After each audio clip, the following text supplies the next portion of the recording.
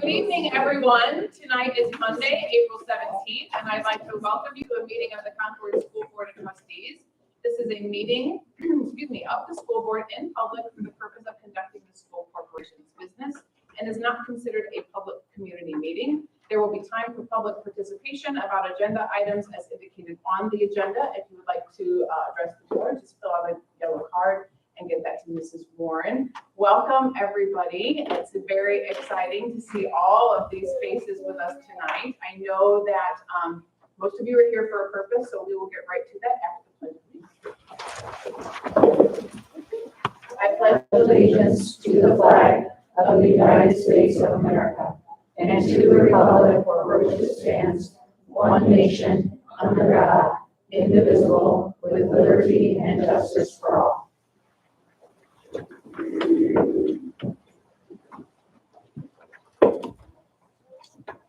At each board meeting, we enjoy celebrating the many good things that is happening throughout our school corporation. While we love to see our students and schools sharing these things, we also provide this as a learning experience for our students to present to the board, or a real audience. And we know how unnerving that can be, so we want them to get as much practice seeing us as possible. So thank you to the families for being here to support your students tonight. And our good things tonight are presented by Mrs. Jessica Brock, Faith Ackerman, Kathy Kaufman, and Betsy. Good evening to the board and district administrators. Thank you for having us here tonight. We are so excited to share about good things that are happening at Westside. I'd like to introduce some of our students as well as our teachers, Mrs. Ackerman, Mrs. Poling, and Ms. Kaufman, and they're going to share about our PBIS launch this year.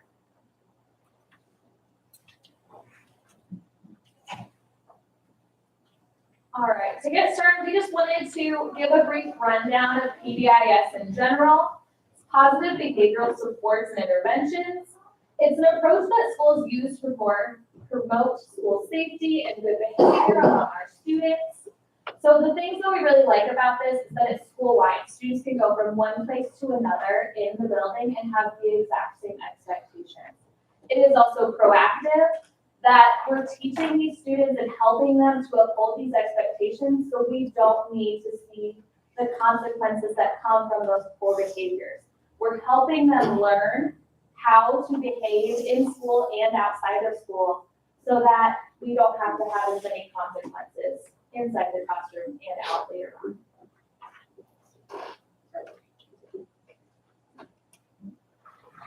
Our team consists of representatives from across all around our building. Faith Ackerman from PE, myself from art, Kayla Klinker, our school counselor, Jared Collins, assistant principal, Yahaira Hyma's second grade, Katie Kaufman third grade, Katrina Gotts is kindergarten, and Sarah Miller second grade. And our three school-wide expectations are, you can see them, they're on the stickers that you were handed out, to be safe, keeping yourself and others from harm, being responsible, doing the right thing, even when no one is watching, and being respectful, treating others the way you want to be treated. And the logo kind of came to be by accident. I was just drawing out some ideas for it, and I did one and sent it to Jared, and he's like, yeah, let's use that. So it's also been a fun way to make a real world connection with our students because I can show them the process, or I can show them the process of the initial ideas and then the sketch, scanning it in, making changes in the computer, and then having it printed on shirts and stickers. Thank you.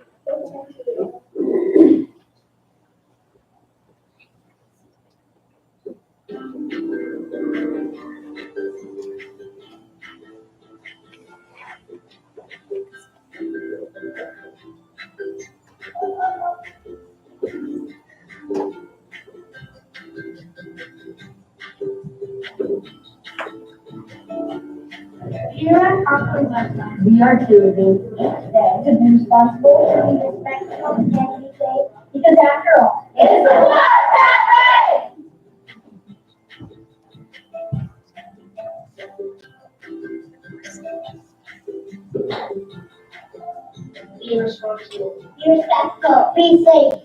Wildcat Way.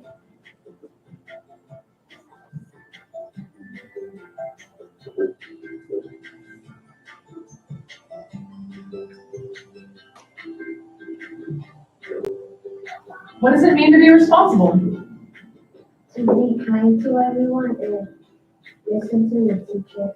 It means to be safe, kind, wait to be called on, and know where to count.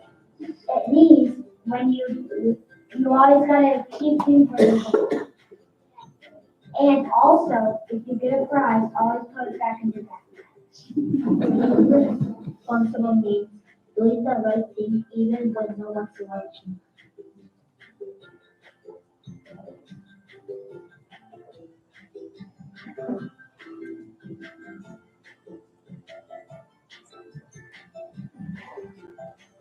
What does it mean to be respectful? To listen to your teacher and walk up to the hallway at the level of 0. Be respectful means use your words and your actions to be good. Being respectful is when you help somebody when they drop their to help them. Respectful means treating others the way you want to be treated.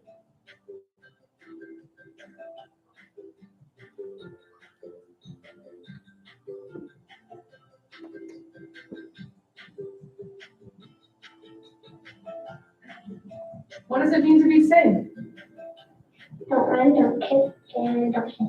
Being safe means don't hurt yourself and don't hurt other people. Being safe means following directions, otherwise if you don't follow the directions, otherwise that's breaking the rules and otherwise you might get hurt. Being safe means keeping yourself and others from harm.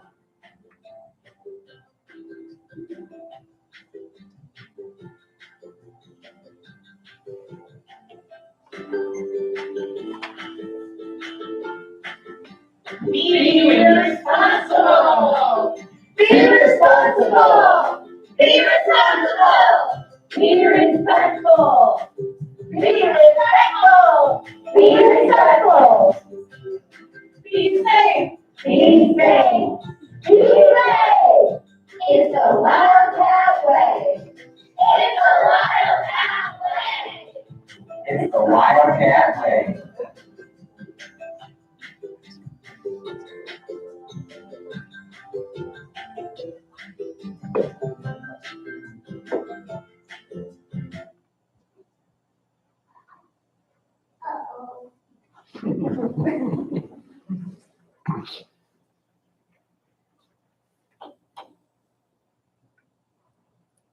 We earn tickets being responsible, being respectful, and being safe. You can earn the tickets in the cafeteria, recess, during special, and in the hallway, and anywhere. One way we have earned tickets are being open, playing, setting up, walking in the hall, and being follow directions. When you earn a ticket, you get to choose which bag you want to put it into. The more tickets you earn, the better chance you have to win the prize that you want. We have one month to earn as many tickets as we can. At the end of every month, we have a assembly with the whole school where we pick winners.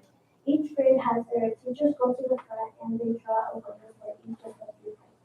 At the end of the assembly, Mr. Concord announces the prizes for the next month. So as you can hear tonight, we've poured a lot of time and effort into PBIS, and we've seen great results with this program. But we don't want to stop there. We want to build upon that foundation. So we have a plan in place for next year to continue the work that we've started. So first of all, we're going to keep the PBIS team and continue to meet once a month to review how it's going, to add in support where needed. And then we also have classroom lessons that are ready for teachers when they come back in August to work on procedures in the cafeteria, hallway, those classroom and school-wide expectations that they use to teach students. We also will be giving teachers lessons that they will use every month to focus on being responsible or being respectful or being safe using books and their classroom discussions.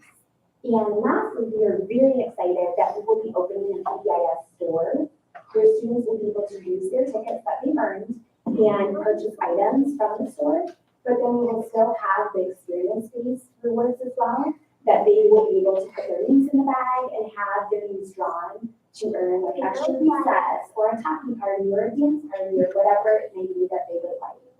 So, thank you.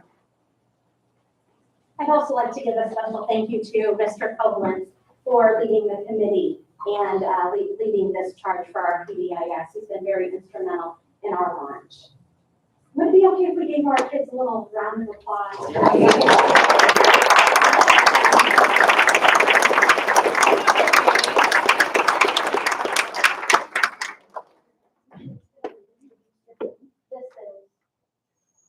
Alice,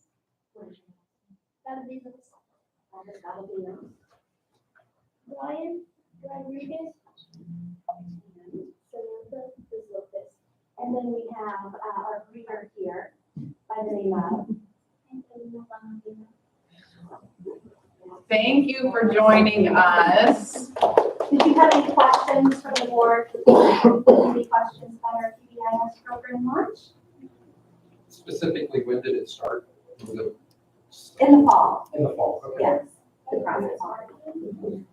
I think we'd love to come to one of these assemblies. Oh, They're sorry. a lot of fun. Maybe let us know when the next one is. Well, thank you again so much for joining us. You are welcome to stay, or you can go with your families. We'll take a little pause.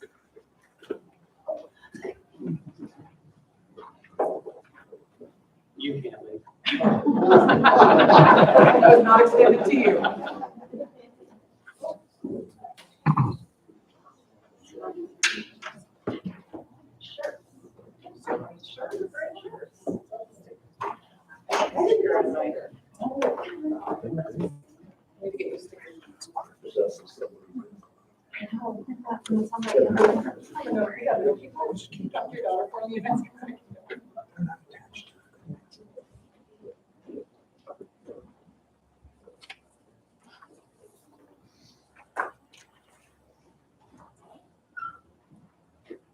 All right, that brings us to item 2.2. Are there any yellow cards? Or 2.1, sorry, here in visitors, are there any yellow cards?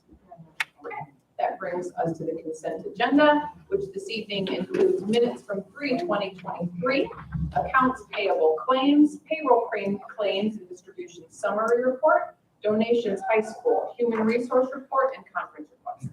Motion to approve as presented. Second. I have a motion by Mr. Yoder, a second by Mrs. Towner. Any comments or questions? Hearing none, all in favor of the motion say aye. Aye. Opposed? Very good. Dr. Kendall, I know you have some words to share. Yes, I would like to introduce, You can just stand up. our new transportation director, Mr. Clay Powell. He is coming to us with experience, a vast array of experience in transportation, comes from Elkhart, as their dispatcher right now, has his CDL, has worked with routing, has worked the whole gamut. So we're super excited. We had a committee of folks interview, and he was an astounding #1. So we're super excited to welcome you, and we have some people from your family. Yes, my name's Clay. This is my wife, Kristen. If you want to stand. Yeah. My youngest son, well, my youngest, Cameron.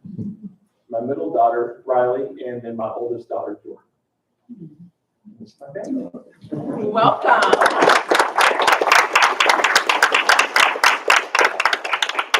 Thank you for joining the Concord family. We're excited. Absolutely. I'm excited to just appreciate the opportunity, and I'm going to do some great things here. Absolutely. Thank you very much. And they have a prayer commitment, so they have to judge. Okay, well, wonderful meeting you. Thank you very much.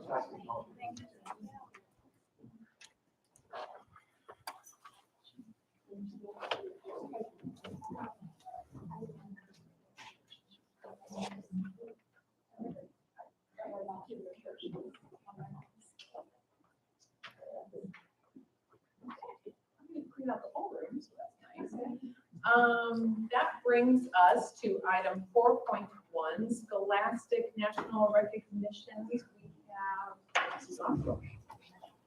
Oh, surprise, you're presenting. Hi, I'm Mary Elmore, and I teach art at the junior high. And every year, we enter the Scholastic Art Awards or competition. It's actually a national competition. So every state competes in this, and in Indiana, our region is upper or northern Indiana and lower Michigan.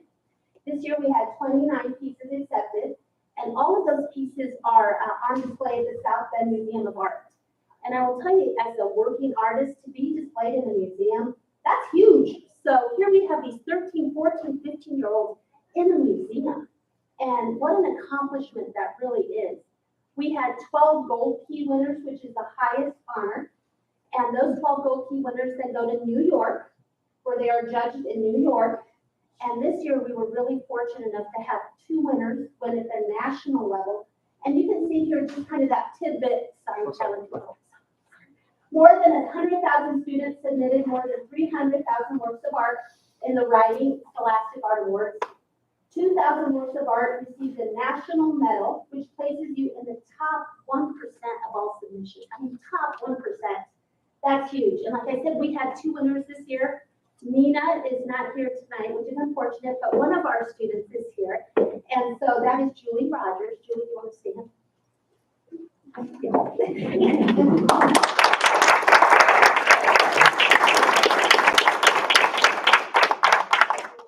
And the thing with Julie is she won the National American Visions Award, which is even higher than a gold key. And that means, first of all, that her work was voted the best art piece in our region. And then she went on to New York and then won their award there too. And she is welcome to attend the ceremony. It's in New York, but their award ceremony takes place in Carnegie Hall. So, I mean, it is very prestigious. One of my students went a couple of years ago and she met Meryl Streep. So it is attended, I know, wow. It is attended, well attended. But again, very proud of our students and the support that we get. And unfortunately, like I said, Nina could not be here, but this is Julie's work, Map of Scars. And so beautifully done. Thank Can you you. show us Mina's work, Tyler? And this is Nina's work, Lucky, and hers is again a mixed media piece, all with construction paper. Thank you. Thank you. Congratulations to our winners. That brings us to a weather balloon. It's that time, Ski. Oh, don't be there.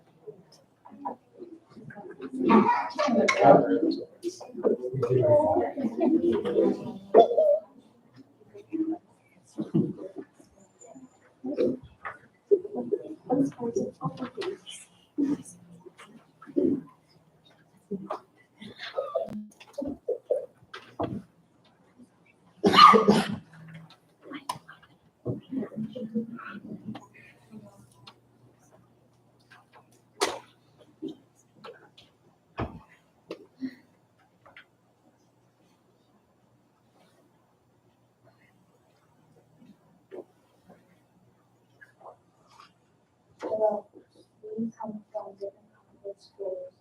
I'm Miriam and I come from Western. I'm Bentley and I come from Decided. I'm Derek and I come from Southwood. I'm Ashley and I come from Knoxville. And I'm Holly and I also come from Knoxville. What is a weather balloon? A weather balloon is a big balloon that goes up into the atmosphere to collect the air from the wind.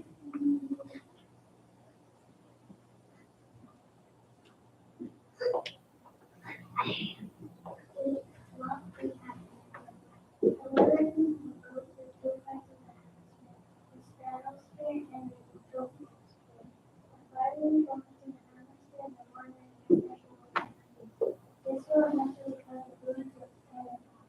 You will have to go to the atmosphere and write to the nearby airport to let them know when you will be.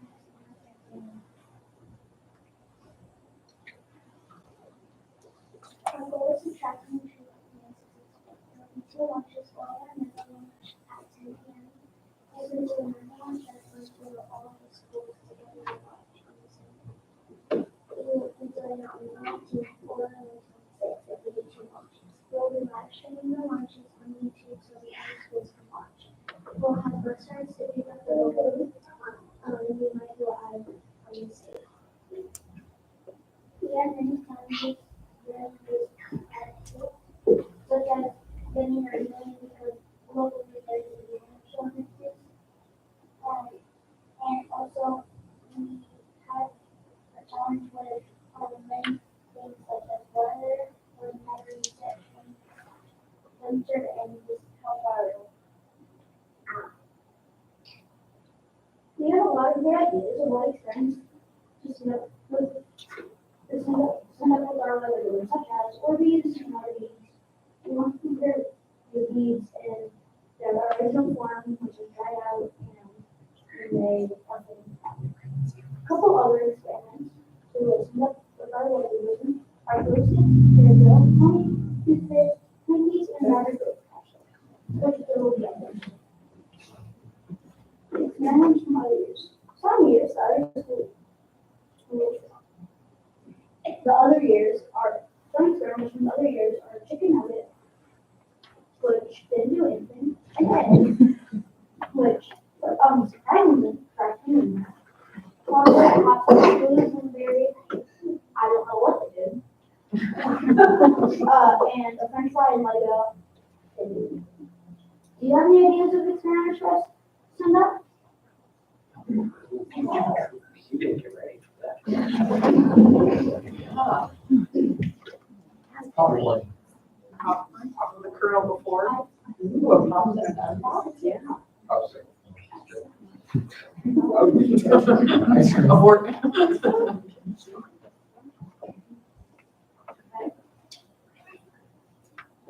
Some data we will collect is the temperature, environmental pressure, altitude, flight path, speed, gravity, how long the balloon will be in the sky, happens for experiments, and what is the Our predictions.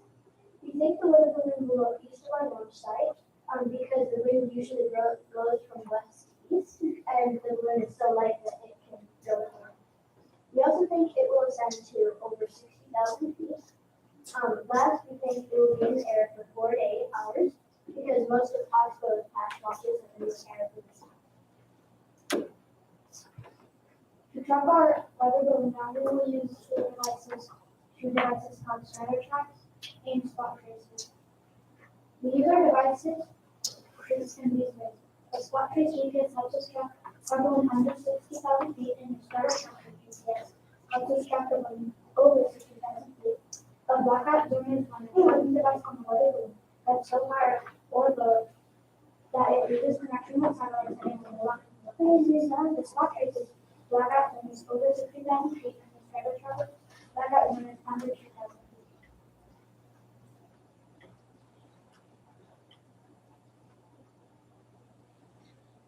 This is some of the data from the past. This is a photo of all 4 launches from May 2018. This is a photo of our launch from May 2021. This is Oxford's launch from May 2022. What is so unusual about the flight path of the balloon is because, as I said earlier, the balloon usually goes east of our launch site, but somehow it just happened to go west. These are some of our previous launches. Thank you for your time tonight. Thank you for listening. Thank you. Who flew last and fire away? Any questions? Yeah, what you gonna do with that 20 when you're done? We're going to see what it does. Like many of these guys students thought it would expand or explode. So there's a possibility it might become a bigger 20? Let's talk. What happens if it goes to Canada? We want to be teachers, retrieve or You're in a car. Dr. Kendall said you were not going to. Will you still meet with the meteorologist, Zoom, kind of go through in the past, Tom? Hopefully, yeah. Jericho and Riley, I've played kickball with you guys before. I wonder if we put a kickball in it. Oh, sorry. Yes, your sister? Right. And if I remember right, we can track it. We can zoom in and track. Is that all? Well, good luck. Before I call anybody else. We're excited to see what this year's pattern is.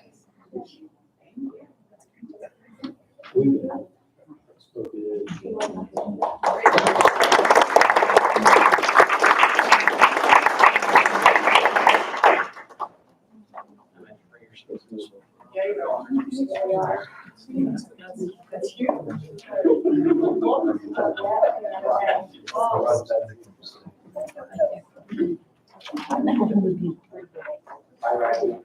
Overrated. Got that one.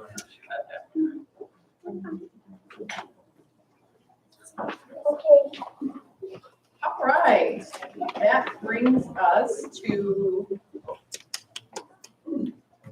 The three amigos. yep. Well, thank you. All right. That brings us to Dr. Kendall, Dr. Molnar, Ms. Devine, and Ms. Chapara. President Wade, Mr. Cluxton, members of the Board of Trustees, thank you again for having us speak to you today. We are going to update you on some of our success and progress for educational programming at Concord High School and our college and career readiness goals. We continue, as you'll see, we continue to offer a wide range of experiences and offer a robust curriculum that is giving our kids future learning. So without further ado, we're all going to kind of take turns in some of the things that we've been kind of overseeing, and we'll start off with Mrs. Star. Well, thank you. Again, briefly, just to recap, the early college is designed primarily for our first generation students that are needing additional supports in navigating that college going experience, that we can actually provide that while they're here in high school. So as we look at our cohort groups that we have, we average approximately 50-ish students per year. So in 21-22,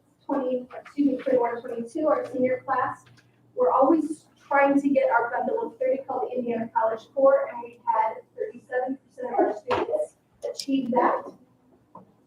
This year, we are on track for 77% of our students to receive that Indiana College Core. Great big growth. And that Indiana College Core, that bundle of 30 college credits, when you look at even as students that are going to either Purdue or going to IU, tuition is about $10,000 a year, and that's what the Indiana College Core is saving families. So definitely something that we're excited about. Dr. Mullen, thank you. So we really have two arms to our high ability programming at Concord High School: advanced placement and dual credit. I'm going to talk about advanced placement. Early college falls under that dual credit piece as well, as Mrs. Tara said, but we'll talk about that here in a bit. Advanced placement continues to be one of our cornerstones of our high ability offerings at Concord High School. We understand that there is definite need for both arms in our high ability programming at Concord High School. That we understand that if our students are shooting for some elite programs, elite schools, they need to have AP on their college transcripts. Some of the kids shooting for electrical engineering at Purdue are going to need AP physics. Some of our students that are going to Kelly School of Business, they're going to need AP on their transcripts. So we continue to build that program and offer a variety of courses, 13 different AP options. A new one this year, computer science. We're also offering a new offering next year, AP Pre-Calculus. So it's only going to scaffold into our calculus class, really supporting those math learners, and we're looking for some great success there. 220 exams will be given. You see the top 4 largest exams offered: government, U.S. history, stats, and English lit. In addition, there are 153 students who will be taking these exams. So what you see, folks, is there's a lot of students taking more than one exam. Really pushing themselves, taking that really robust, rigorous course load, preparing them for some really great post-secondary opportunities. Next is dual credit, and that is again Mrs. Starr. Well, and as we look at the flip side, we have the luxury of having as many as 20 different dual credit course offerings that our staff has been credentialed to be able to teach, either through IB Tech or through IU. And so with that, we are able to actually provide those opportunities for no cost for our students. So we're very excited to have those actually on campus. We still do offer other higher learning courses available to students outside of our walls for fees that they can do through a dual enroll setting. Also, we are opening up, we talked about early college before, for our bundle of 30. Starting next school year, we will have that open to all students, not just within the early college, to be able to get that. And as we collectively look at our partnerships with our higher ed institutions, IB Tech and IU, we have saved families almost $3 million to date in tuition, just by having our partnerships and being able to do what we do. So we want to thank you, Lord, for supporting that initiative. I want to jump in real quick with project-based learning. This is something that's currently taking place in our high school, but for example, with our weather balloon students, that's an example of project-based learning. So we're in the midst of developing a program where we in-house have teachers that have the training to then train additional teachers in our district. Which project-based learning, you start with a guiding question and students work towards an authentic product. So with that being said, as you know, our biomedical science pathway lifted off this year. And we started with 120 students, and that's just going to keep growing, and that's an example of project-based learning. And one of the exciting things about this is our students went to St. Joe Regional Medical Center. Here shortly, they're going to go to DePue, again, those hands-on experiences to apply within the classroom. Well, and as we look at other opportunities for students, we have associate degree earning opportunities. Some of our students will actually participate in some of those courses available at the Career Center. And so right now, one of the more established programs that's getting off the ground is the Healthcare Specialist Associates. And so we will have 2 students that are on track to earn that this year. And so, of course, associate's degree, we're talking 2 years of college, at least 60 credits. So I'm pretty excited about that. But we have also looked at, well, what can we do here? We've got students that are taking the Indiana College Core. How can we help them round out another year's worth of college if they're so inclined and interested to do so? And we have packaged an associate's degree in general studies. And we have 2 students that will be earning that this year. So we're, again, really excited as we continue to look at crafting those opportunities. So one of those students actually utilized electives that they were taking at the Career Center to round out that general studies. Another student used some of those higher ed, those other outside, as well as our courses that we talked about earlier. So again, we're looking at how we can continue to package those opportunities for students to have really solid credentials as they leave. So at our high school, we have a variety of students that are interested in all kinds of post-secondary opportunities. So we're working at the high school to meet all of their college and career, huge diverse set of needs. So we offer in SRT and then available on our website a variety of CCR activities. But we learned this year that parents also want to know more about what they can do to prepare their students for this specific career or college or career field they're interested in. So we have created checklists for parents. I passed you out one as an example.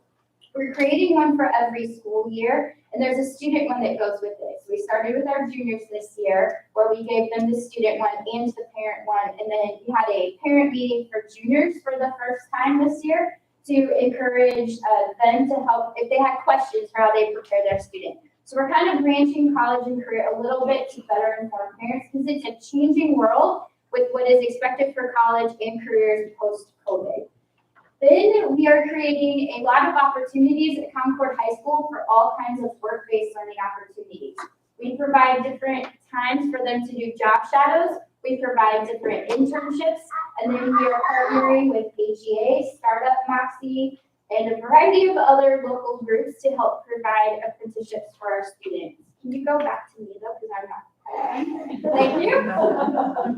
We are transitioning college and career PCC, which is preparing for college and careers class to the 8th grade, where it's better set to prepare 8th graders coming into high school so they can get off to a running start.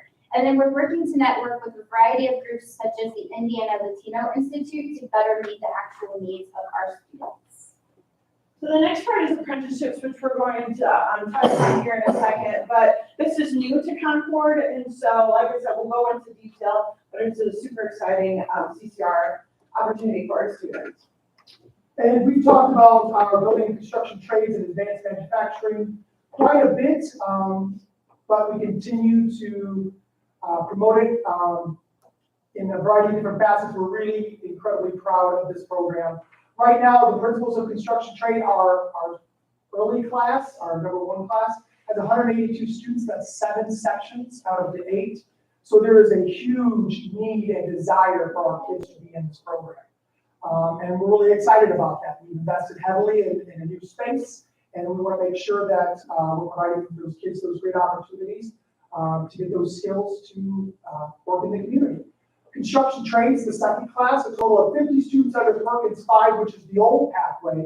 But as you can see, as we are moving into the NLPS next year's next level pathways, we have 156 students. So it only continues to grow, and our students and our staff and our community are really excited about what we're doing in building construction trades. We continue to have an active partnership with Habitat for Humanity, using those classroom skills to help build a house in the community.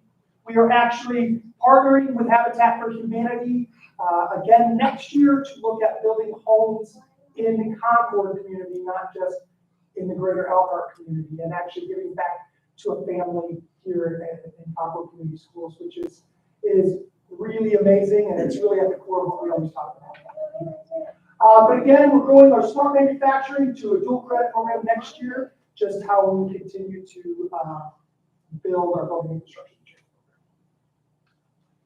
Another way we provide similar opportunities and even more opportunities than what we can offer at the high school is with the Elkhart Area Career Center.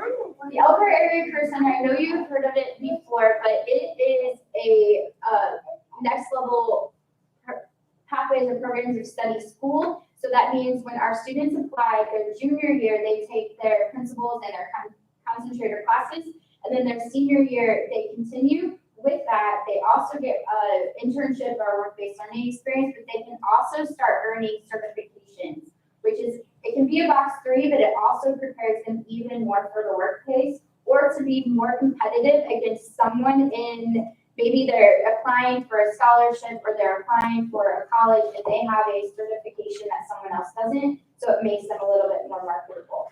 I have there for you the high interest areas at the Career Center, which is cosmetology, which is one of the hardest programs I know to get in ever in your life. Criminal justice, medical assisting, and welding. Next year we have 128 juniors, so sophomores to be juniors who have applied and that we are hoping to get. We understand that there's only so much you can learn in the classroom. We really believe that getting our students out and having some experiences is just an even better way to get our students future ready. Our work-based learning program continues to thrive. We had 83 students participate in a variety of different business partners, 57 business partners across the community. The hospitals continue to be one of our best partners and really giving our students some amazing, amazing experiences, sometimes sitting in on surgeries, sometimes working hand in hand with a nurse, working with patients. They do a really nice job of showing our kids what the medical field is like. But some other great partnerships, the Elmer County Sheriff's Office, that's new this year. We've really jumped up into that one with both feet, and they've done a really nice job, and the 3 students that are involved with that program are really enjoying it. Some other ones, RC Industries Center for Legal Justice, Bowling Vision Center, and Concord Elementary Schools have done a great job of taking in some of our students that are looking at education for a career. Finally, the last thing we wanted to present to you today are the 10 Concord High School pathways. These are CTE pathways that we can offer our students. We're proud that we can offer 10. That sets us apart from some other local schools in our area. And it also provides an amazing array of opportunities for our students as they try and build interest in different college and career fields.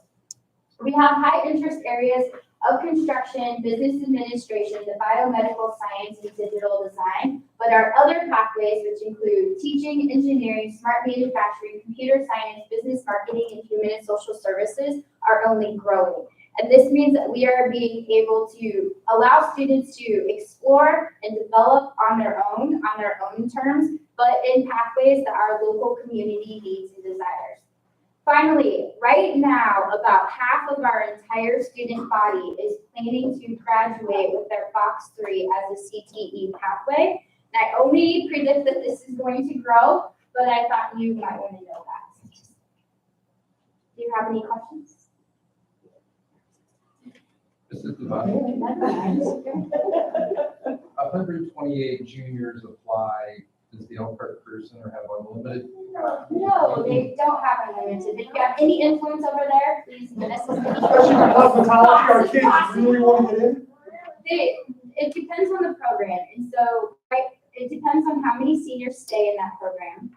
So some, like welding, for example, is high demand because they only have so many stations that you weld in.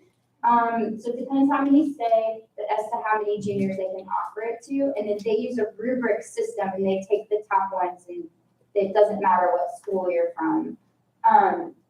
So unfortunately, 128 may not.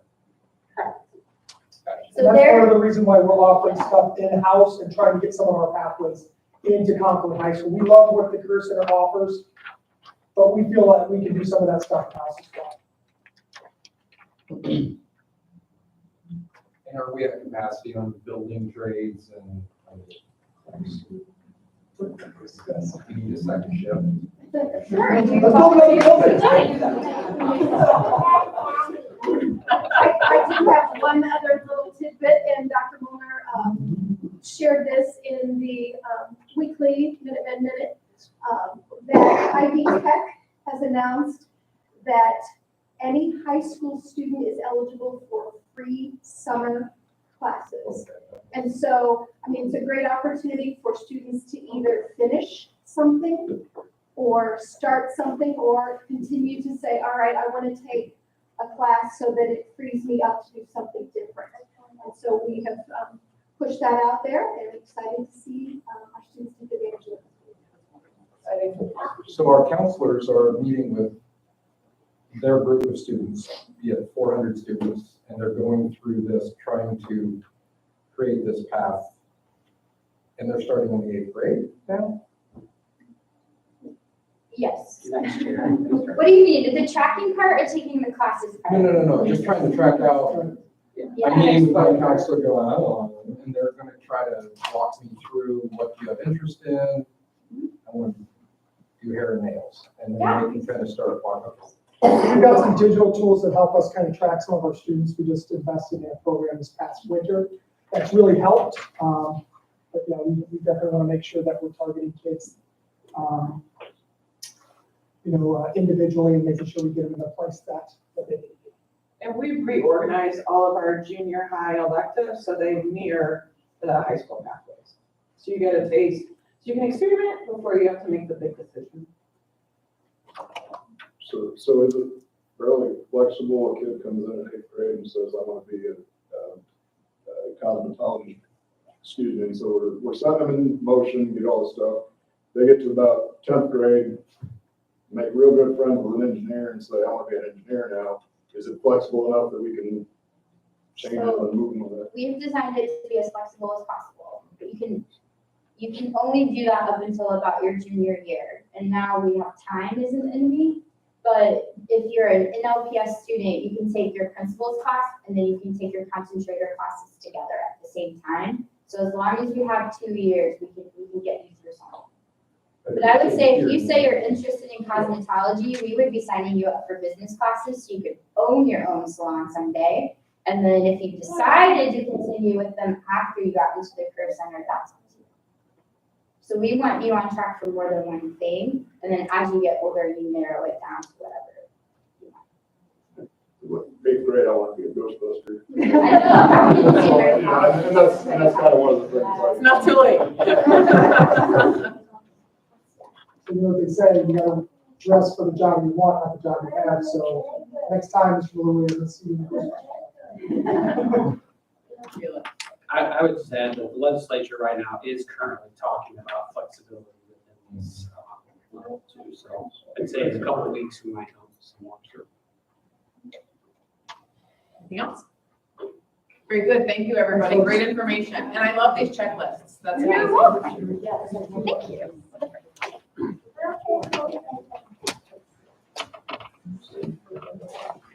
All right, that brings us to Mr. Funston. You have an ESER update for us. Yeah, so, Tyler, you're managing a lot back there at the same time, so,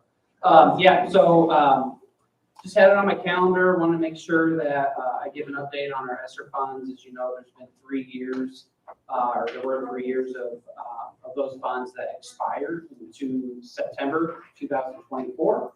So I want to let you know where we've been and where we're going with those funds. I'd say that there's an emphasis here as much as possible on making sure that there are one-time expenses, or that we're at least planning for those expenses to come back into the education fund. That's been our approach.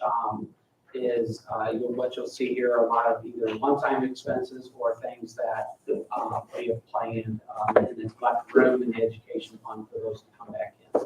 And you'll see more of that when Jim does the financial report and talks about the cash balance. So the first ESER, this would have been, I think before I arrived here actually, is when the money was, when a lot of this happened, spent. We spent $452,000 really on coming back to school. That would have been spring and fall 2020. Spent $170,000 on some employee stipends, instructional supplies related to COVID, as you'll see, there's supplies for remediation to try to get some students caught up who maybe missed some school as well. And then we also were able to fund some of our robotics expansion from that first round of COVID. Operational continuity would have been pay stipends for non-instructional employees. It would have been bus drivers, recruiting stipends to try to get bus drivers was a big part of that. And then some communication with our buildings and community as well. That was fully expended last September as we go into ESER 2. Total for that was $2.4 million. Here under physical health and safety, we spent a lot of money on HVAC work at West Side and East Side. About half of that came from ESER 2, and then you'll see here in a second, another half of that came from ESER 3. It's pretty minimal here. How much money we spent on masks, cleaning supplies, that was pretty minimal. The water filling stations were around $100,000. The rest was just the HVAC work we did in updating West Side and East Side. Academic, we had stipends, but we also at this time were short funds. We had lost the referendum. We needed to shift some expenses as we could into ESER to be able to keep class sizes where we were. So what you'll see here is that it says instructional employee stipends first. That should be first. we've moved 16 people into ESSER that we have planned for. We have room to bring back into the education fund now, but when we first lost the referendum, we needed to create some room to do that.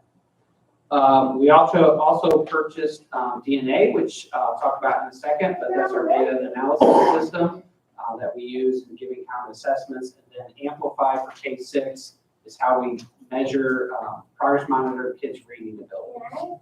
And we just started that last year, and that's been well. So now I'll have some information to share with that as well. Capturing Kids' Hearts is a Southside program. Leader in Me is at Oxbow, Eastside, the intermediate school, and now the junior high school as well.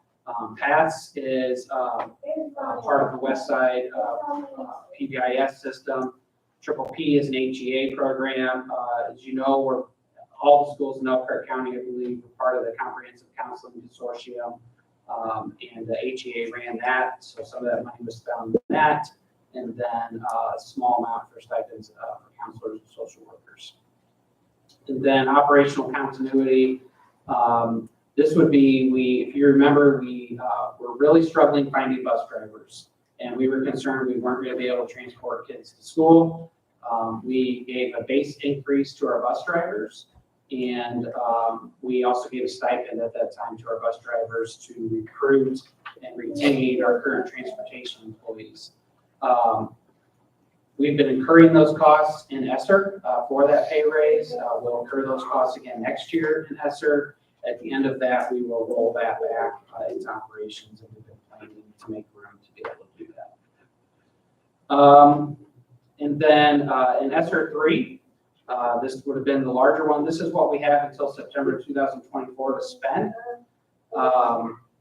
Facility upgrades, again, the rest of the West Side and East Side projects where we renovated the classrooms, put new mechanical units in those rooms that were well past their life cycle. That's where that $637,000 comes from.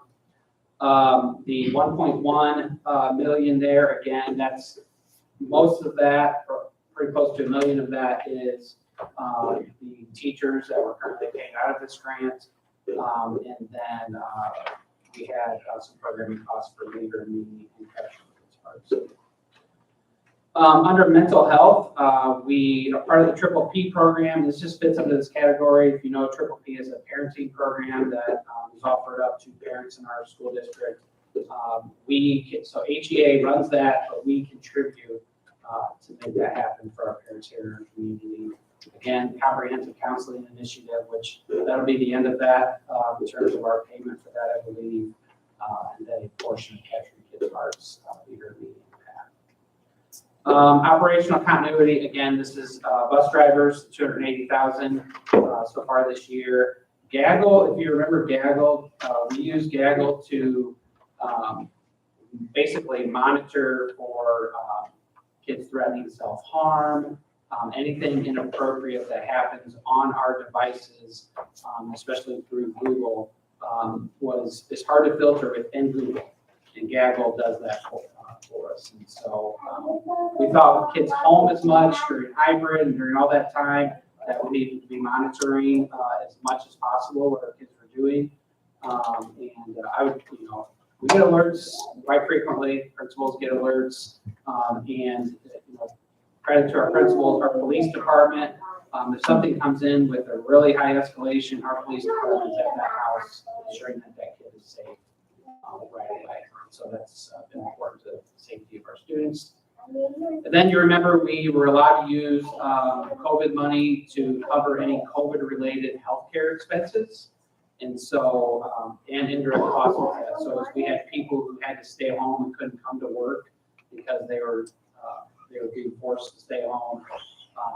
And then cost to our healthcare fund as well. So we transferred money out of ESSER into our health insurance fund. That's what you see there with $530,000. We still have quite a bit left in ESSER 3. Again, we have till September 24 to spend that.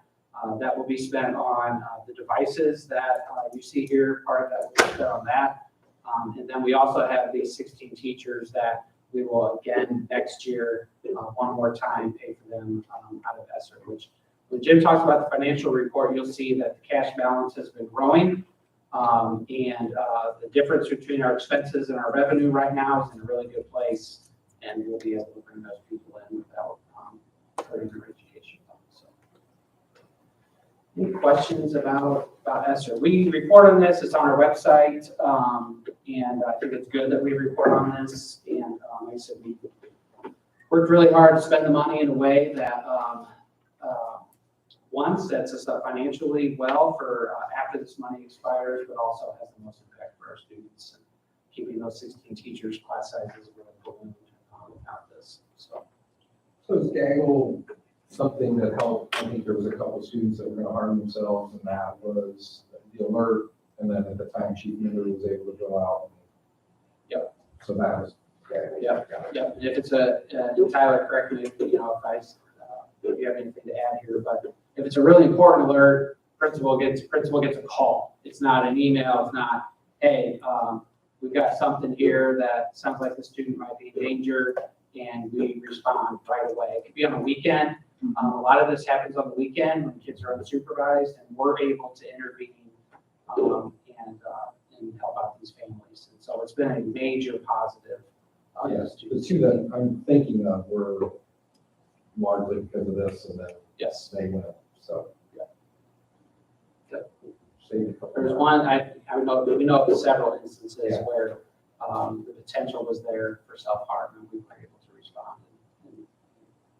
So if I heard you right, it might appear that we're building, but we're building because eventually this goes away and then we have to come back. So it's a plan. We're doing some other stuff. Got it. Makes sense. Did I hear you say our public can find this on our website? Yes, there's a report of ESSER, and if any questions, people can ask, and we can give them that information. So.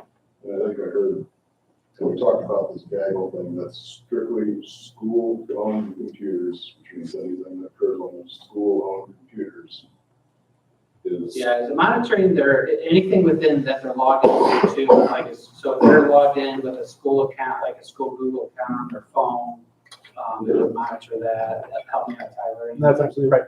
It goes by the account, not just the device. So they pull out their personal cell phone and email someone through our Google account. It's flagged there too. It's not just device. Constitutionally passable. And that will continue. That'll continue. We'll have to make a decision as we go on if we want to continue to afford it. But we're paying out on we paid for on the actual. I don't remember that one. I think it was not a year. Yeah. So. Monitors adults as well. If adults having. We ever had an adult? Have we? It should, yes, because they're in our account book. We've had, yes. Okay. We've had it from the standpoint that the adult was using that, some language in support of the student, and it gaggled them. So like the adult wasn't in harm, but it was, so it did show that. The nice thing about Gaggle is it's not just an algorithm in software. They have humans. They call it a human monitoring system. So they have the algorithm, but then they put real human eyes on these things, and that's how they know whether to call us right away or as well. So, any other questions? Okay. Thank you very much for the update. That brings us to 5.1, consider Concord apprenticeship program, Dr. Kendall. So, we'll be seeking approval for you to grant us access to HE and Career Wiser services. So before we get into the nitty-gritty, I have Aubrey Mossness here with us. It's going to give us an overview of what our apprenticeships will entail. Stephen? Please hold. There you go. All right, get away. I'm Aubrey Losses. I'm from Horizon Education Alliance in Clearwater, Delaware County. I'm a proud Concord graduate, class of '98, and I'm so thankful for all the opportunities that were provided for me. As I'm amazed at the opportunities that students have now in 2023. It's incredible. And so I'm going to talk about one more opportunity, apprenticeships. CareerWise works to bridge the gap between the three stakeholders in apprenticeships, the apprentices themselves, businesses, and schools.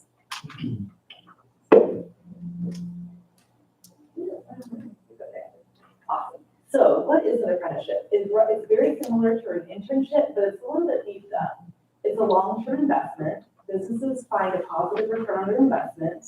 There's definite workforce integration. It's applicable. The kids are working, they're earning a wage. It's an authentic learning experience. And they exit with a Dream Worker certificate, and it checks box 2 and 3 for the graduation pathway. Here's what it looks like. So students are in school for about half a day, and then they work for half a day. So they will be an employee of Concord. And that will be the first year. The second year, they add a few more hours, and then some will be done in 2 years. Others will take a third year, and they could be a full-time employee for Concord Schools at that point. All of the apprenticeships are registered with the Department of Labor, so they're nationally credentialed. They have quality standards. That means that they are credentials that they have to meet. They're competency-based. So students, once they meet the competencies, they'll level up in pay, and it ensures a wage increase for apprentices. It takes around 2,000 hours to finish an apprenticeship. They have 144 hours of related instruction, and that's all part of the apprentice's training plan. They'll earn industry credentials, and then they have to master 100% of their technical competencies and 75% of the career-ready competencies. And I'm just so excited that Concord is going to offer this to students. They're going to serve as a model for other schools in our district, or not a district, in our county. It's a great opportunity because you just work and learn in-house, and you're going to get to build talent from within. I hope they keep it. So we have 5 categories, as you're aware: transportation mechanic, main office translator, technology, maintenance, and future educators. Right now we have 14 students placed. We are saving some slots for our students who don't make it into the career center, so we can make sure they have that hands-on opportunity. So again, seeking your approval for the application with HEA CareerWise. Motion to approve. I have a motion by Mr. Malooly, a second by Mrs. Davis. Any comments or questions? How many students, what's the capacity? Can you have 50 in it? So right now we're at 17. It's all, we're just getting off the ground. And so we budgeted for a certain number of students. So the plan is to keep expanding and then get a return on our investment when our students come back and are able to perform the tasks of the jobs that we have in house. So just look for an increase every year. Who owns the monitoring of this? So I see the 2,000 plus hours, you have to people operate 4 hours, and you have to, get into this rate of the supervision. So I assume that Concord will be overseeing it. So HEA CareerWise makes sure that we, Haley Wurzler, our college and career leader at the high school, along with Ms. Devine, will have an impact as far as overseeing and making sure those competencies are met, those hours are met. and the supervisor obviously is part of that Yeah. as well.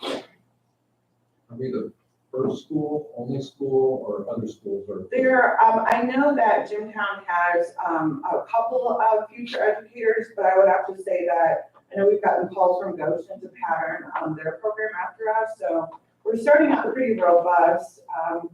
So yeah, we hope to be a pillar in the community with that. I did want to give a plug. It was super exciting. We asked for teachers to host our future educators, and we had over 33 teachers volunteer. So hopefully get to the point where we can put that many students in our classes.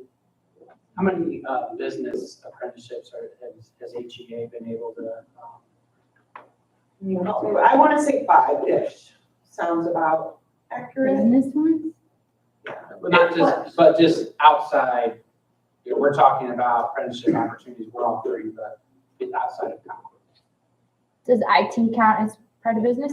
Yeah, 5. Very good. Anything else? Oh. Not from you. Can I add one thing? One thing the HEA does as part of this, and they're doing it countywide, is that they help get the apprenticeships certified with the Department of Labor. So they help create the proficiencies, so that we can even get started. So, we definitely, need their support to do that, so. Any other comments or questions? Hearing none, all in favor of the motion, say aye. Opposed? Thank you, Dr. Kendall. And you are up next for a MOU with Oaklawn. So this isn't any different than what we've done in years past. They are supportive of our students' mental health needs. They're our go-to when we need connections or referrals for not only students, but for parents. We're just seeking your approval to continue that partnership.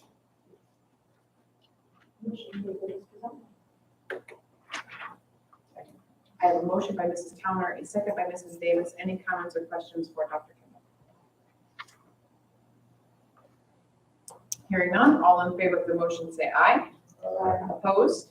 Thank you, Dr. Kendall. Mr. Stutzman, you're up to talk about a trip to speech for the speech team. Yes, I'm here for my, I guess it's becoming an annual request to take this year 2 students to the National Speech Tournament. In June this year, it is located in Phoenix, Arizona. The municipality. Yeah, I guess. Do you have any questions? They'll be competing against students from all across the country, and looking forward to see how we do. So one is a returner. She qualified last year as well, and then she qualified again this year. I like that it's an interesting. We do too. Motion to approve as presented. Second. We have a motion by Mr. Yoder, a second by Mrs. Davis. Any comments or questions from Mr. Yoder? Hearing none, all in favor of the oh, did I cut you off? Tim, were you gonna say something? Hearing none, all in favor of the motion, say aye. Aye. Opposed? Thank you, Mr. Stutzman. Good luck. That's always fun. Mrs. Tahara, we have another MOU to consider. Yes. And so board, I just asked that consider approval for the Alignment Nashville MOU.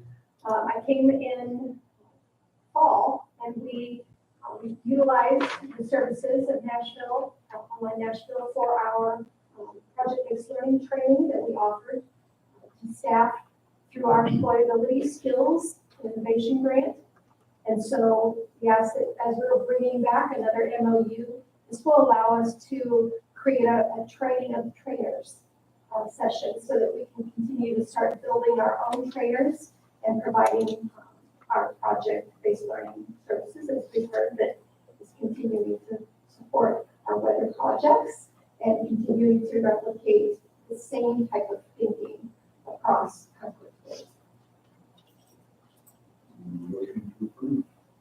Second. I have a motion by Mr. Malooly, a second by Mrs. Towner. Any comments or questions for Mrs. Tahara? Hearing none, all in favor of the motion, say aye. Aye. Opposed? Thank you, Mrs. Tahara. Mr. Funston, you have some board policies. Yep, so just to, first reading again, remember, first reading is just an introduction to these policy recommendations, and then I'll bring these back again at the next board meeting for approval second reading. 0142.3, the first policy deals with board vacancies and clarify, this is a suggestion, a recommendation from our council to clarify if you're eligible, if you have a felony or not. And so would encourage you to read through that. And then 6320 puts our contract approval process in line with our purchase, just in line with our purchasing policy. That is what that is. And so, yeah, let me know if you have any questions between now and the next board meeting. Very good. That brings us to financial reports. Mr. Evans.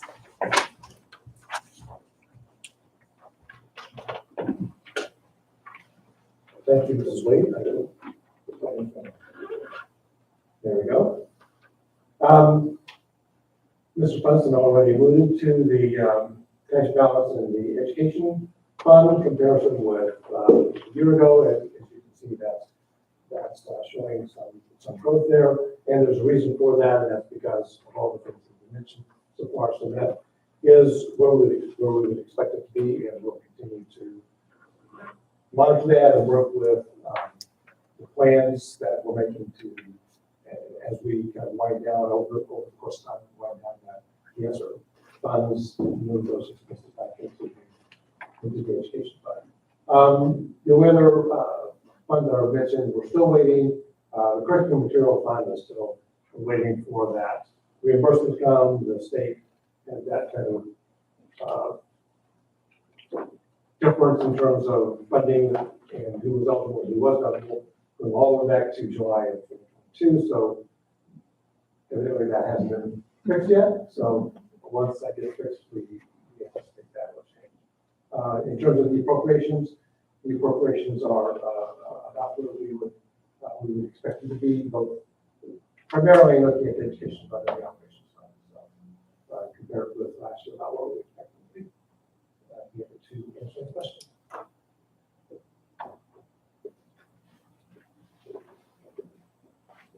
Looking for a motion. Motion to approve. Second. I have a motion by Mrs. Davis, a second by Mrs. Towner. Any comments or questions for Mr. Evans? Hearing none, all in favor of the motion say aye. Aye. Opposed? All right, Mr. Evans, you have a couple more things for us. Yes. The first is our food service department contracts with Northern Indiana Education Service Center for a dietitian contract. We share that dietitian with other schools that are part of that particular planning group, and we pay, I think, what is that now, $4,500. She provides expertise in terms of helping us make sure that our menus are compliant with the National School Lunch Program, so that we get proper reimbursement, as well as helping with the bidding process and some of those kinds of things. This is something that we've done for a number of years, and we would recommend that we continue that again this year. Motion, go ahead. Motion to approve. Second. I have a motion by Mrs. Davis, a second by Mr. Yoder. Any comments or questions for Mr. Evans? Hearing none, all in favor of the motion say aye. Aye. Opposed? All right, Mr. Evans, one more consideration. Yes, finally, we also with the Northern Indiana Education Service Center, the contract with them for the food service director position, and we share that director with a couple of other schools, but that has worked out well, and I would recommend that we continue that contract for another school year. Motion to approve as presented. Second. I have a motion by Mr. Yoder, a second by Mrs. Towner. Any comments or questions for Mr. Evans? Is there a second you're doing this? With the contract, with the. This will be the third year. Upcoming. Okay. We're in the second year now. Right. Right, we completed two, or we will have by the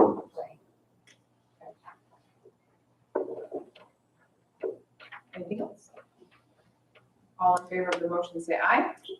Aye. Opposed? Thank you very much, Mr. Evans. Is there any sharing from the board this evening?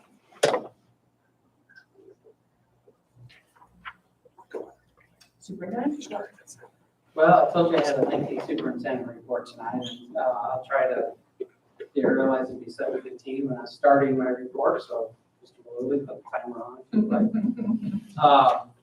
So we've completed our initial first quarter of strategic planning, and so we'd like to highlight a few things from that, and then talk a little bit about our priorities for the second quarter of strategic planning.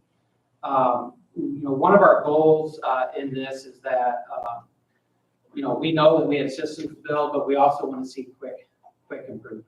A lot of times, school improvement is a really long process. We set 5 years goals. And there are a lot of things that do take time like that, but there are a lot of things we could be more urgent about. And so our focus right now has been around setting 90-day goals, 90-day challenges, and where we're looking at student outcomes and working to improve those. I'd say this past year, we saw growth, and we're in the green area of growth in almost all of the state's GPS areas. We feel good about that, but we also don't feel good about the number of students who are proficient. And so while we are growing and we're doing a good job in that area, we want to see more kids reading at a high level and achieving academic mastery. So I'll jump in a little bit here just to some highlights from the first quarter, and I also gave you your report there, but we'll have our dashboard up hopefully before too long. If you remember, we have an agreement with Qualtrics to help us do that, and we've been working hard with them on doing that. In the first quarter, in student engagement and academic success, we currently have 100% of our K-6 reading teachers that are receiving ongoing support at least once a month. So capturing kids' hearts was a big priority for us, getting a program that follows the science of reading. We didn't just roll it out and say, here you go. We provided the training and we're supporting them at least once a month. I mentioned the DNA expense in ESSER. So DNA is an assessment program where we can give questions similar to SAT, similar to iLearn, standardized testing, and we can measure our students' progress. And one of our goals in strategic planning is to really keep a pulse on where our kids are at in that learning cycle. And so happy to say that we've been focusing on English language arts and math, and in the last quarter, all students in grades 7 through 12 were administered those assessments in math and English, and then we've been working on reviewing that data with our teams, and we're looking forward to growing in our use of that. For the second quarter, under student engagement and academic success, we are really concentrating on 100% of our, this is a system build, completing our curriculum review templates, having 100% of updated curriculum maps and updated pacing guides and aligned assessments in K through 10 language arts and K through 5 math. So those things hopefully will be done soon. 100% of our grade 6 through algebra 2 classes will also have established their pacing guides and aligned with Amplified Decimalist math. So one of the things about a pacing guide is it's an equity issue. If we don't have everybody close to following the same pace and we allow the curriculum to just unfold like it might unfold, we have classrooms where we're either having to skip stuff at the end of the year or we're not getting to the most essential speakers. And so we feel confident that we're well on our way with that one. We also have a plan to have 90% of our certified staff teaching English and math will be trained in the PLC process, hopefully before next quarter. And it's a different process than what you're used to with professional learning communities. This is looking at assessment results and then taking action for kids who are not at mastery, and it's action focused. And then one other highlight I would give under pillar 1 would be that we're taking on a challenge. We want to increase our foundational reading skill mastery. And so we hope that in this quarter, we'll experience a growth from 56% of our students on grade level at the end of the year. And the other piece I would say with that is that Amplify, which we also purchased out of ESSER, is how we are measuring that growth.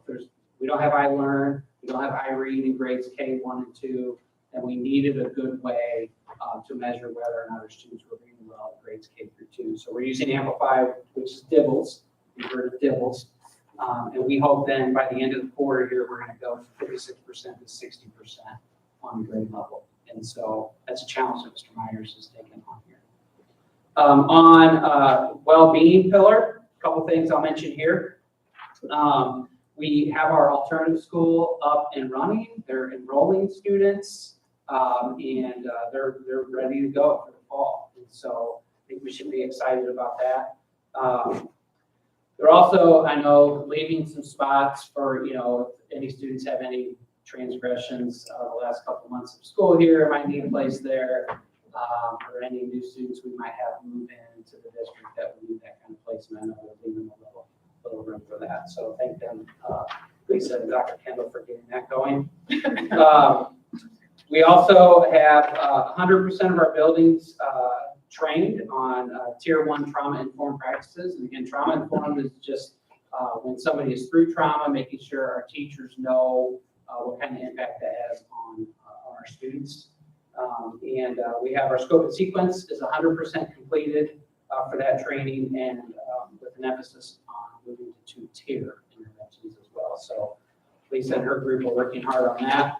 A couple other things. It was alluded to a little bit tonight from Dr. Molnar, but we've implemented Cardonics, which is our scheduling software that allows us to kind of automate a lot of things that our counselors used to have to do manually to get our counselors more time with our students.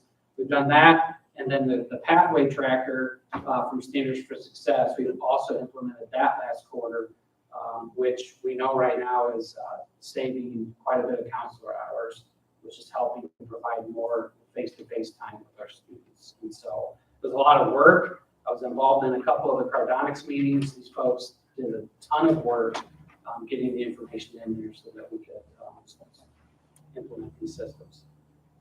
Looking ahead to Q2 in Lisa's pillar, we hope to give a student climate survey here in the spring. We want to measure our students' sense of belonging and just overall climate with our students. And so we hope to have 90% of their district students complete that in the spring. So that's a goal for Q2 there. And then the challenge we're taking on, just improving our K-12 student college and career readiness. Lisa set a challenge to herself to have 90% of K to her pillar. She's not the only one in her pillar, but to her pillar, to have 90% of our K-12 students complete at least one activity aligned with the Indiana Career Advising Framework, which could be financial literacy, career exploration, career engagement, work ready skills, and career mastery, post-secondary planning, and career experience. So they're doing a lot and giving kids a lot of experiences with that. Moving on to thriving staff, I have some great news here.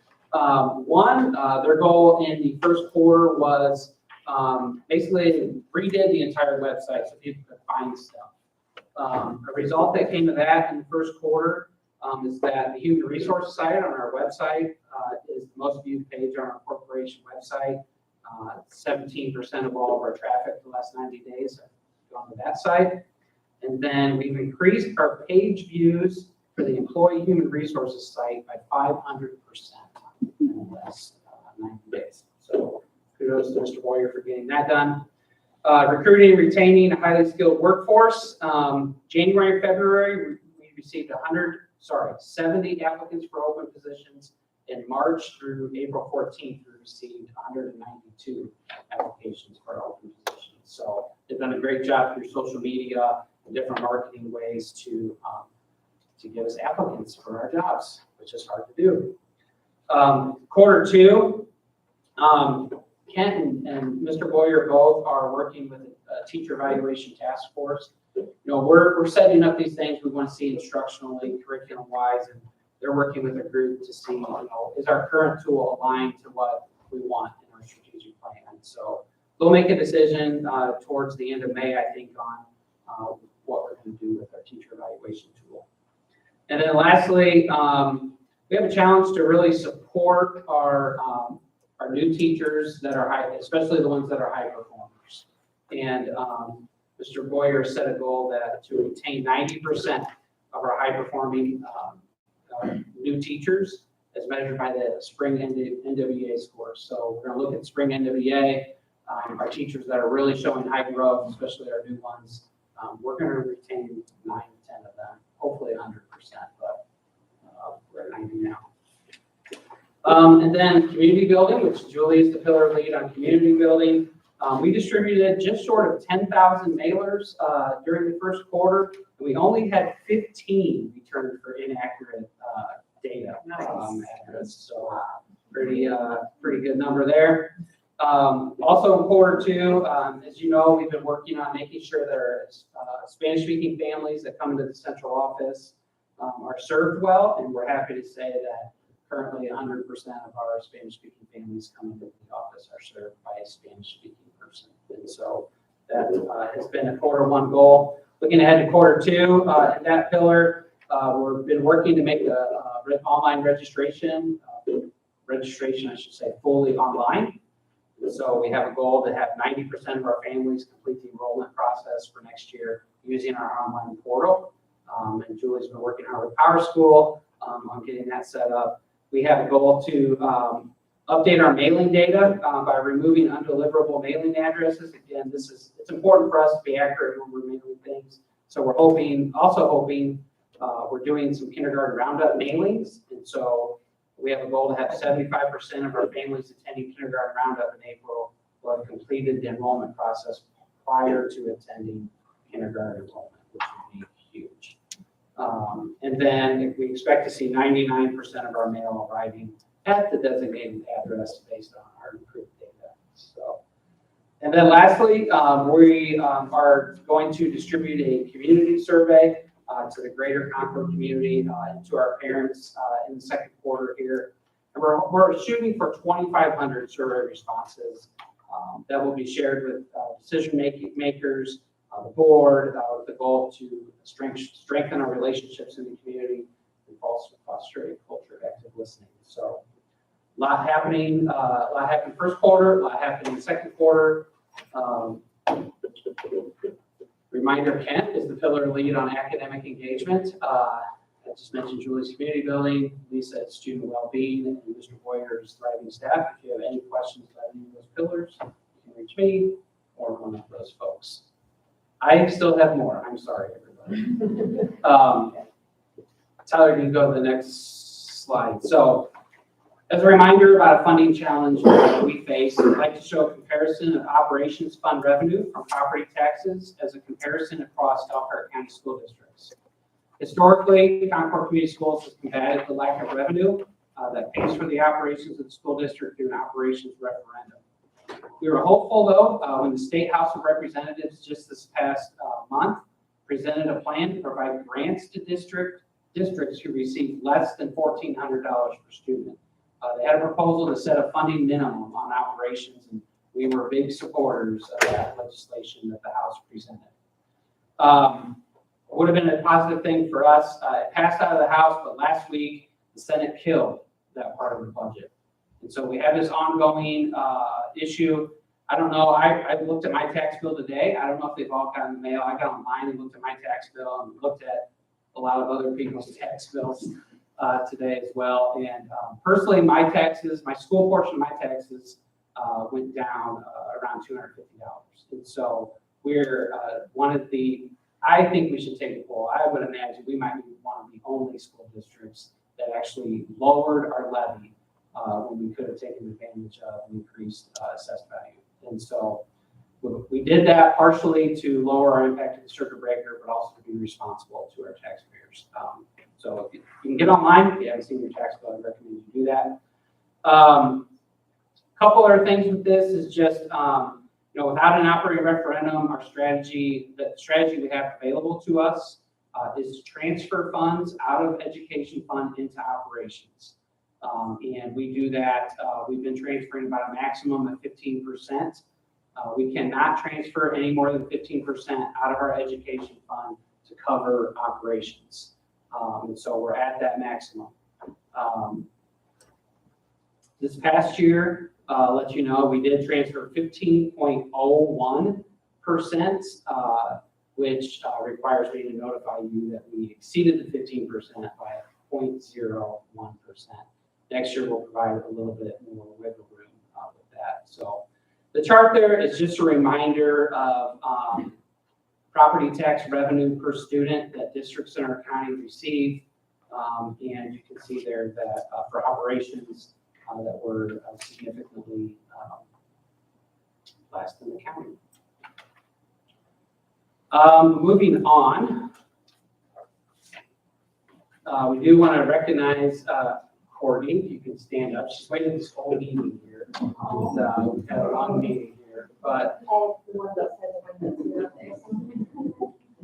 Courtney was recognized as the IASBO Region 2 Treasurer of the Year, which also I believe makes her eligible for, possibly eligible for State Treasurer of the Year as well. And so just wanted to recognize her. She's, her door's shut. Her door's shut, I know not to mess with her. She's got a lot of work. We just got done with our audit, which is about, the State Board of Accounts takes a long time to get those done. They gather a lot of information, and Courtney and Jim, their team puts that all together. We move right into another project that we have in the business office. So I want to thank Courtney for all of her work. So it's good.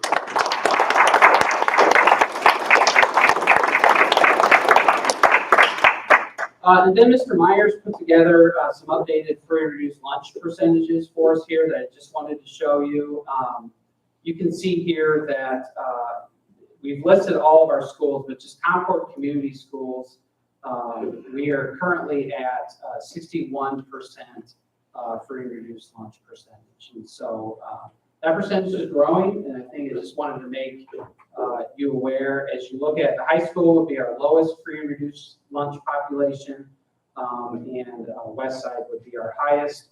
West Side free and reduced lunch population is at 84%, and next to that would be South Side, which is at 70% of our students with free and reduced lunch. So just throughout COVID, it was hard to get you accurate numbers on the poverty level in the district, and we feel like now we kind of know where we're at, especially now that people have to pay for lunch, they're filling out the forms. So that information is there really just for your FYI. And we also have some updated demographics that Mr. Myers put together on our English language learner demographics. And so you can see the top 20 school districts in the state of Indiana here. Logansport at the top, 34.1% of their students are English language learners. This doesn't mean Hispanic or, this means our students who are still learning the language. So we're at 34.1%. Logansport's at 34.1%. You can see us down here in fourth at 29.1%. West Noble and Goshen right behind us. I want to point out tier one level means that they need a lot of support in learning English. And that's based on the WIDA test that we give students. So we have almost 700 students there, and then we have 827 is what would be kind of a step up in the growth of the English language. And so the Senate proposal of the budget, I would say, significantly increases funds to support our English language learners, and we're really happy that they did that. So, any questions about any of my rambling? Sorry. I wasn't paying attention. Yeah, that's it. That's all I've got. Will you go over our upcoming board meeting schedule, please? Yep. So May 1st, I have a board workshop at 5 o'clock, and we'll be with Dr. Kendall. And then at 6, we have a regular meeting. A reminder, the ISBA Spring Regional meeting in Plymouth is on the 9th, and then back to our normal schedule of 2 meetings a month, which after tonight, I see why we do 2 meetings a month. There's a lot to do. And then I would just mention that on May 1st, we'll be taking a tour of Oxbow in the morning, and then we'll go over to the junior high after that. That's it. Very good. Thank you, everybody who participated in this evening's meeting, and we are adjourned at 7:34 p.m.